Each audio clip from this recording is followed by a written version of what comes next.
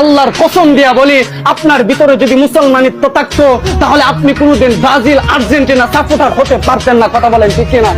মুসলমান একমাত্র পৃথিবীর মধ্যে যদি কোনো দেশের মধ্যে আজান প্রকাশ্যে দেওয়া নিষেধ থাকে সেটা আর্জেন্টিনার দেশের মধ্যে, যদি পৃথিবীর কোনো দেশের মধ্যে আজান প্রকাশ্যে দেওয়া নিষেধ থাকে সেটা ব্রাজিল দেশের মধ্যে।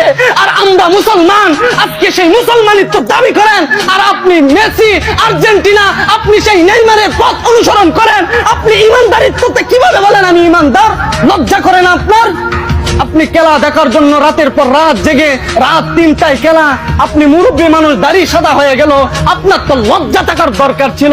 আমার তো মৃত্যু কিছুদিন পরে চলে আসবে, আমি খেলা দেখার জন্য রাত জেগে কিভাবে জেগে থাকি? আপনার তো লজ্জা থাকার দরকার ছিল। আপনি খেলা দেখেন নিয়ে যুবকদেরকে আপনারা ফিরাবেন, বরং যুবকদেরকে নিয়ে একসাথে বৈশা মজলিস সাজায়। কথা বলেন ঠিক কিনা? মজলিস সাজায়। আমি আফসোস করে বলে যাই, এই বিশ্বকাপ আসছে শুধু মুসলমানদেরকে একটা ফাঁদের মধ্যে ফেলার জন্য। মুসলমানদেরকে নিয়ে একটা ফাঁদ তৈরি করছে তারা, যে আমরা খেলবো কিন্তু মুসলমান এটা দেখবে, মুসলমানদেরকে দর্শক বানায়া আমাদেরকে তাদের গোল এক খেলার মধ্যে তারা আমাদেরকে আবদ্ধ করছে। বুঝতে পারেন না, খেলা যখন শেষ হয়ে যাবে মেসি নেইমার তাদের পতাকা আপনার কোনো কাজে আসবে না। কিন্তু মনে রাখবেন,